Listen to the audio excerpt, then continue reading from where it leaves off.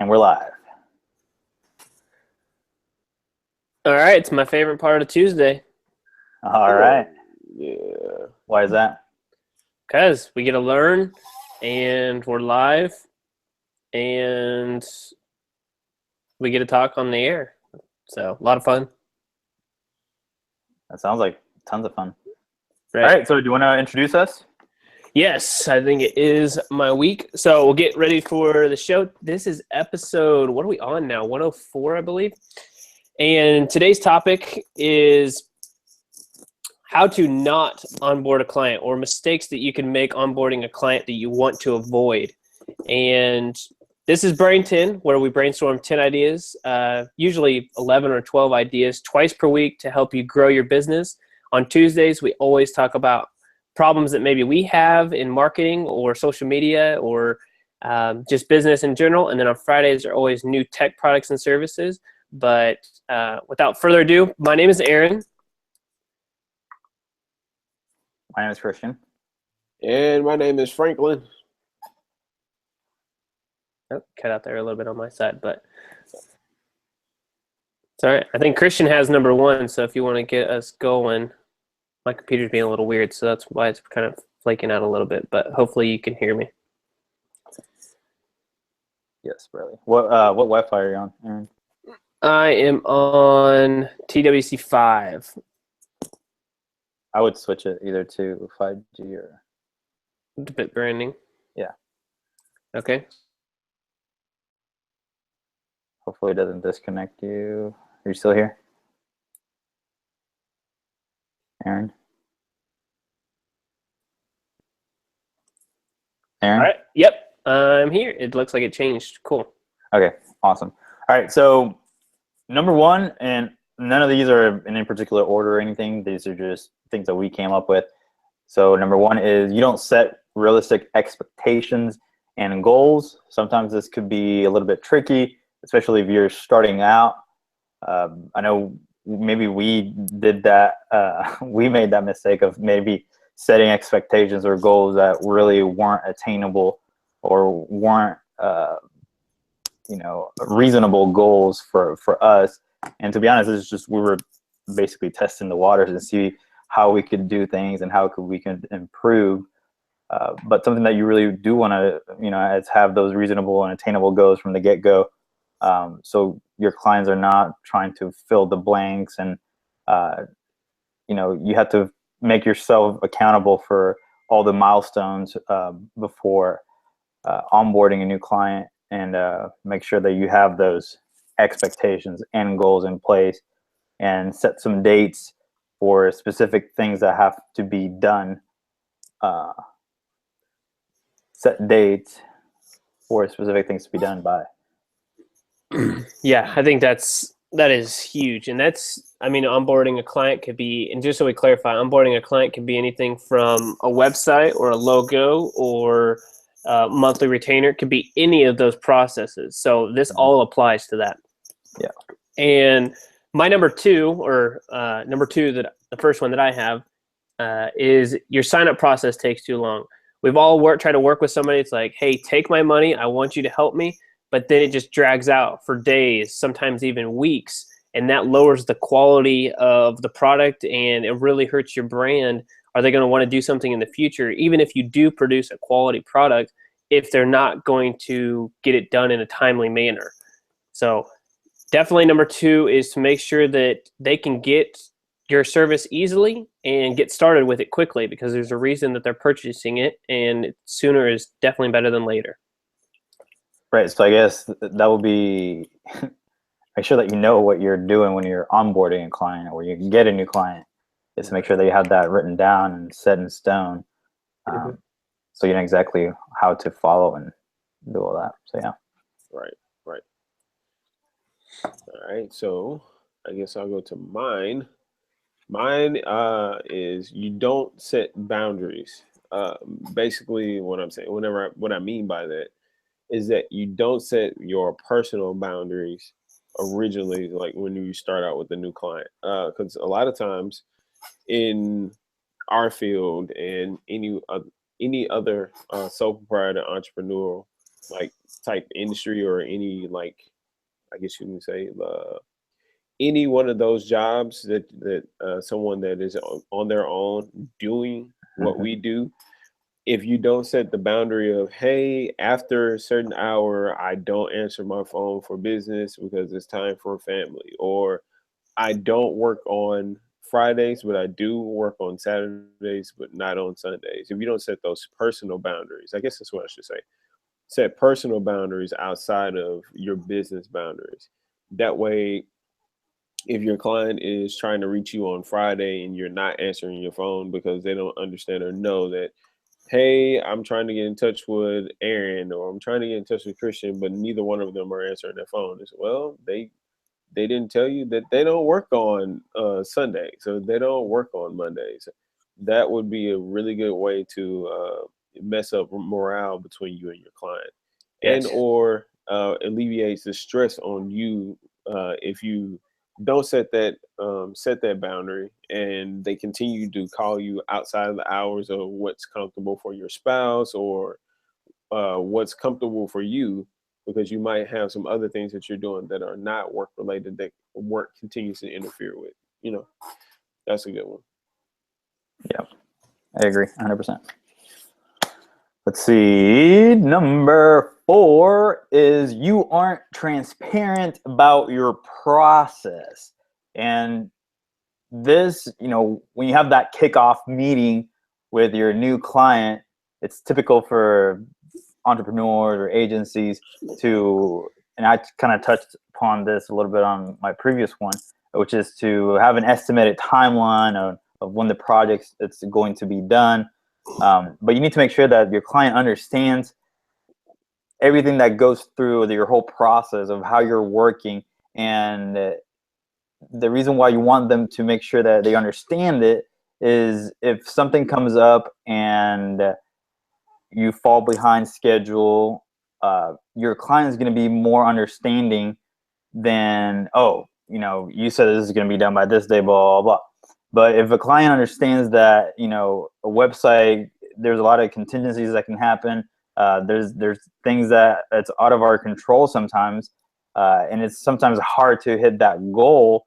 They need to make sure that they understand, like, okay, yeah, that was the process that we talked about. And we talked about, like, maybe around here when we were about to do this new thing that I wanted to get done, I understood that, when we talked about it in the kickoff meeting, it might take a little bit longer just because, it's something that's maybe really complicated. It requires maybe some help from some other people in order to get something that they want on the website done, for example. So it's very important to be transparent about that process and how long it takes, and make sure that they understand everything. So whenever something uncomfortable, some issue pops up, they're more understanding of your situation. Very good. I totally agree. Totally agree. All right, number 5, you don't talk about the budget. So I guess a big problem is it depends on the project, but in a website, if you agree on a price and you move forward, you need to make sure that you outline, again, being clear that if we do something differently, then we're going to charge more money, or it may cost less money. It doesn't matter, but you just need to be clear on the budget, especially moving forward. If you have somebody on a retainer client on a retainer basis, and they say they can spend $600 or $700 per month on your services, but then you try to add on a ton of different things, and they're like, yeah, let's do it. And then they just get a bill the next month and it's $200 or $300 more. Now they're just taken by surprise. Instead of you talking to them about, hey, this is going to go up by this much. Are you okay with that? If so, this is how we're going to proceed, instead of just, oh, you said yes, and then you just assume that they knew that they were going to have to pay more. Mm-hmm. Mm-hmm. Yeah, I think that's very important. Right. Definitely want to keep an open line of communication about the budget from the start. Definitely want to keep that open from the start. Now, my next thing is that you allow your client you allow the client to undervalue your service, meaning that if they come to you and they ask you for, in our case, so say they come to us and say that they want uh, a Facebook campaign, but they don't really, they say that well, everybody tells me that I need to be marketing on Facebook, but I don't really see the use in it. And we sit and we explain to them and say, well, okay, I tell you what, we're going to do it, but I can only pay you this much, but I want this for this much. And for fear of losing the client, you take the client based off of what they offer you, not based off of what the true value of the service is. That will hurt you from personal experience. That will hurt you because all that would actually happen from that point on is if you provide them with a great service at that price, they're going to start to refer you to other people at that low budget price. Absolutely. And also it will completely destroy, like, I guess you can say, your want to actually provide the service if you don't start out where you know that the service is valued. Right. And other people will devalue the service as well. Right. I mean, there's definitely a place to start and like move up, but I think that is huge. Like never actually like raising the rates, or like you said, they're just going to keep, hey, I got this really great service or this really great video and I got it for $200. They're just going to tell their friend how much they paid for it. And they're like, wow. Then you tell them that like, no, yours is $1,000. They're like, oh, well, I don't want to do business with you. So now, they think less of you. They tell other people, like, it's a cyclical cycle of like hurting you. Right. Exactly. All right. The next mistake is you undercommunicate in those very first few weeks that you just landed a client. So over communication is always better than under communication, especially on those very first few weeks. It's kind of like the first impressions are everything. It's the same thing. Again, you want to make sure that on that kickoff meeting, you talk about how does the client prefer to be contacted? Is it via phone, email, text messages, carrier pigeons, owls, whatever? You need to make sure that that's very clear. And again, you want to make sure that you over communicate everything. You want to make sure that the client knows that this particular project, or that whatever, maybe it's a retainer client that you just landed, you want to make sure that they feel like they are of value to you, that you're fully committed to helping them grow, that you're not just, maybe they have a bigger client, so they're not paying attention to me, or not communicating with me enough because I'm not, that important, or maybe I'm not paying a lot of money. So it's very important to over communicate. And in the worst case scenarios, they're going to tell you, hey, maybe just a little less updates. Right. They're never going to fire you because you over communicate. Unless you just stop listening to them and you just keep doing what they tell you not to do. But that is great. All right, number 8 is false promises. So this is kind of going off of Christian's number 1, like to set realistic expectations and goals. But it's different in the sense that if we tell you we can do a website and we're going to be able to do all these things for you, and you have the expectation that when it's finished, you're going to be able to do those things, but then we really can't do them because we wanted you as a client. Well, now we've told you to set expectations, and now we're not able to fill them. So by doing that, we've now just given you a false promise. Really, it's just a lie to get your business, and obviously that is not going to be good for your company. You're going to lose them as a client and probably 10 or 12 other potential clients because they're upset with your service. If we're telling you that we can have a website that's going to pop out of the screen 3D and you believe us and they pay for it and then it doesn't happen, there's a big problem there. So you need to really focus on not necessarily that we have to have a client, and then take them on, and then don't do or live up to the expectation. I know that, just an example, we did this for a client where we told them we could do something, and we didn't know how we were going to make it happen, and it took a lot of time to make it happen. We did make it happen, so it wasn't false or a lie or anything. We made it happen, but I mean, the work that went behind it was insane. I mean, months of time spent doing something to make sure that we didn't fall through on this one. But it's so much easier to set the expectations and not false, make false promises about that. Yeah, I think we went with the mentality of, oh, we'll just find it online and we'll figure out how to do it. But it's a lot more complicated than that. Right. Yeah. Sound like saying, oh yeah, I can build that house for you. Just give me a couple of months to find blueprints, and then give me a couple of years to learn how to do it. Yeah. I'll do it. Exactly. No. Whoa. That was really loud. Was it? Yeah. Oh, man. All right, so I'm gonna move on to the next one, and I'm speaking from personal experience with. Well, I guess you can say these are all been like really personal experiences from starting out. But you don't ask for referrals from the client that you onboard.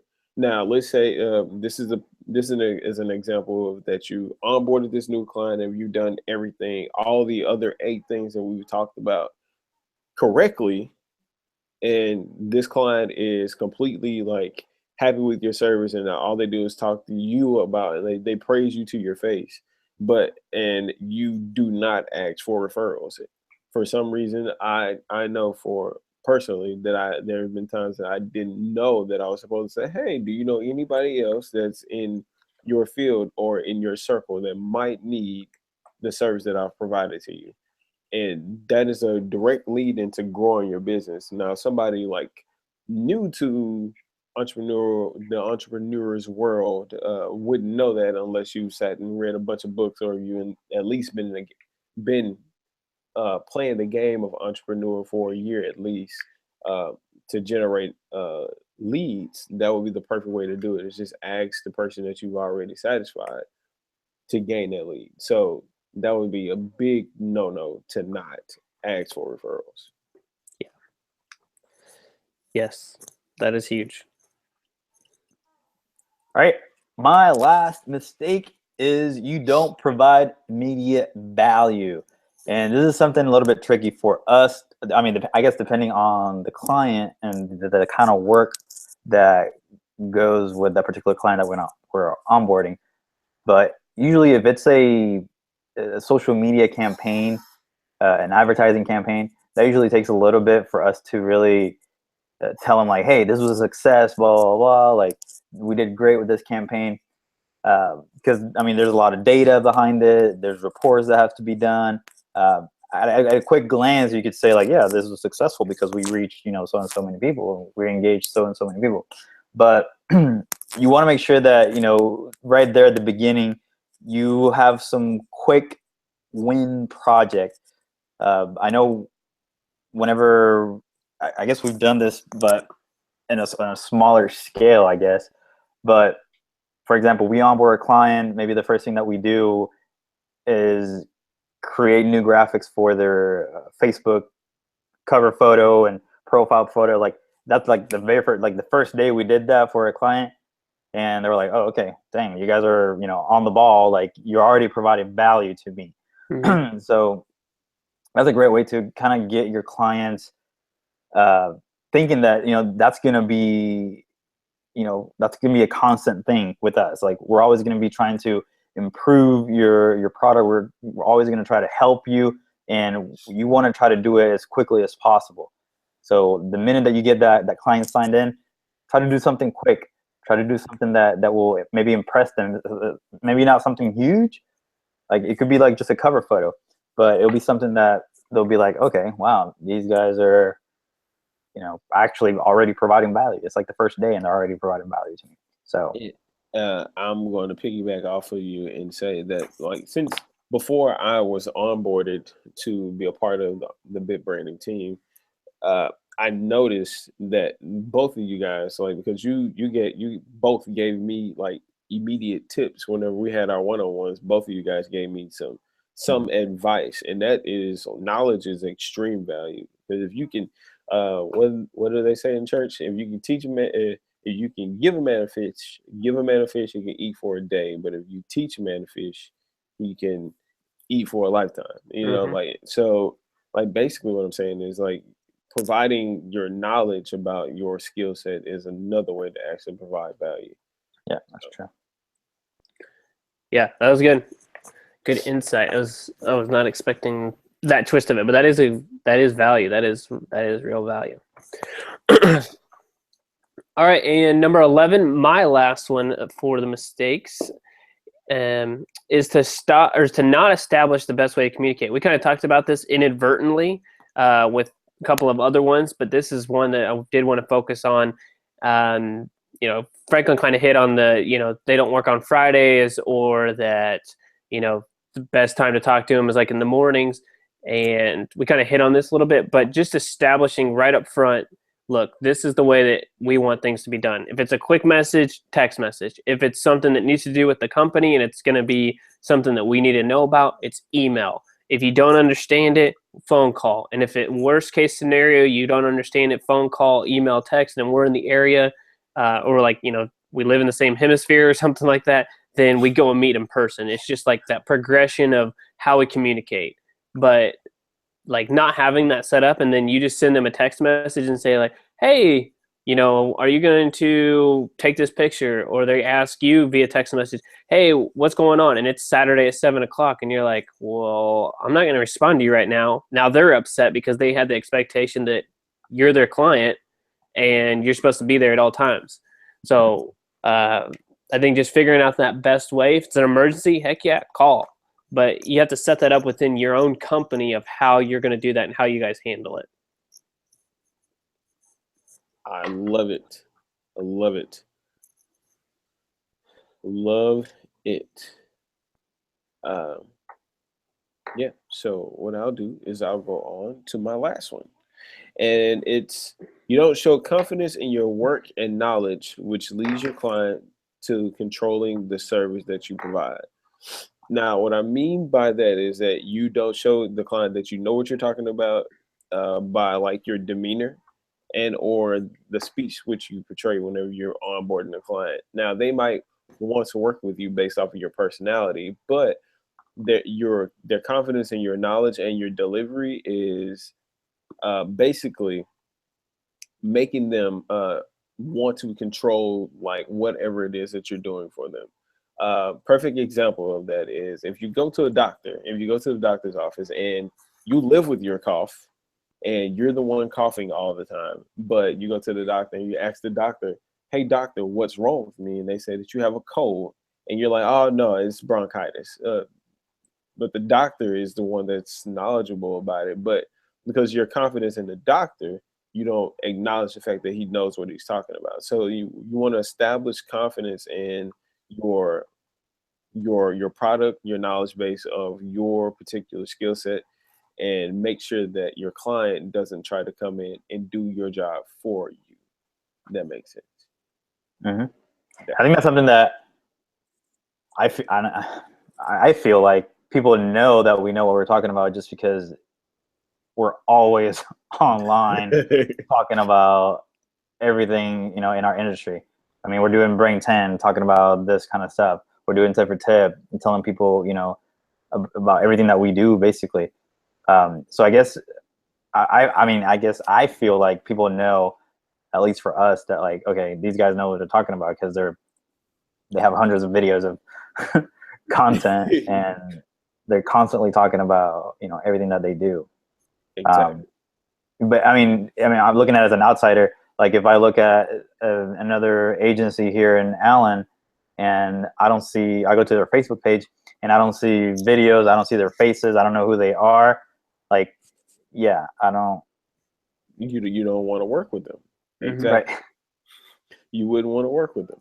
And that's a really good point to it. Also, like they might come to you because they hear that you have a great price point, but when they get there and they're like, okay, yeah, he doesn't sound like he knows what he's talking about, and I don't see the portfolio of the work. So you need to establish that confidence in yourself and in the client so that they can onboard with you, and also so they won't try to take advantage of you.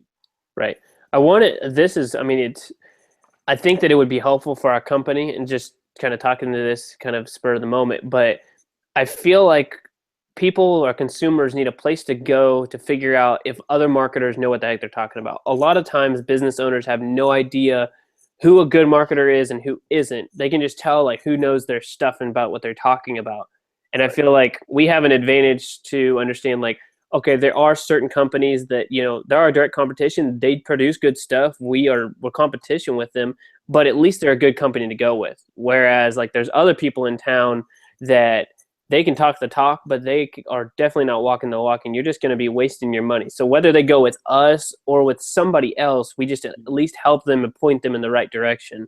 And I think that would be really cool as a company, because then regardless if they choose us or not, they're at least going down the right path, because there's been so many times with social media that's happened, but also with websites. People are like, oh, this guy's going to build me a website for $200. And it's like, you're going to get what you pay for at that point. They're talking, really good. They're really good salespeople, but the product in the end is bad. So I just feel like, I don't know, we just want to help those small business owners know that, like, you need to stay away from here. Like, this is good, this is bad. Or it could be the opposite too. I know you said like a really cheap website, but I told you about that guy who paid $10K for a website, and it's really not $10K. Right. Take off a zero off of that. Yeah. I'll have to show you that website, Franklin. It's crazy. Is it? When he told me that he paid $10,000 for that website, I was like, dude, oh my God, that was not a good decision. Right, but they just don't know. That's the problem. They just don't know, because if a mechanic came up to us, we knew nothing about a car, and I told you, Christian, your brake pad fluid is about to blow up your car, and you're like, oh my gosh, how much is it? $500. You have to get it fixed tomorrow or it's going to blow up. And you're like, I have no idea. Okay, here's your $500. Just make it fixed, please. I don't want anything to happen. And all these businesses are just starting out. They know they need a website, and they go sit down with somebody, and they're like, hey, it's $6,000. This is going to be the site we're going to give you. And they're like, okay, this sounds perfect. Let's do it. And they just roll with it. Yep. And then 2 years later, they're like, wow, that was the worst mistake of my life. I want to find a way that we can fix that, because that is we're kind of going off a tangent, but I think it's important. No, that was a good segue from the last tip. That was a really good segue.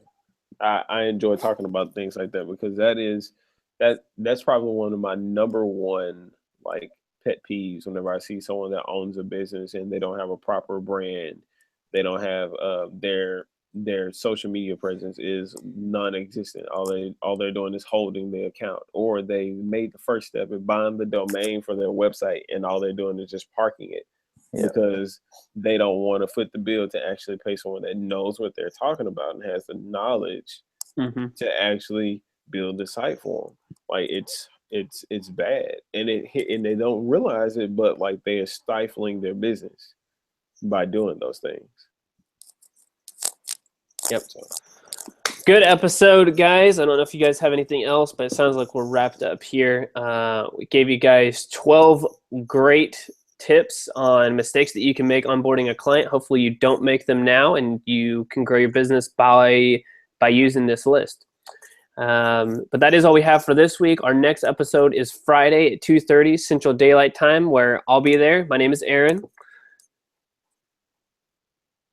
My name is Christian. Did you just do the mannequin challenge? You did. Yeah, I was mannequin. And I'm Franklin. Right. And one of our Brain 10 shows will not be the mannequin challenge. We'll always be talking, so don't worry about that. So, all right, we'll see you guys on Friday. Peace. Sayonara.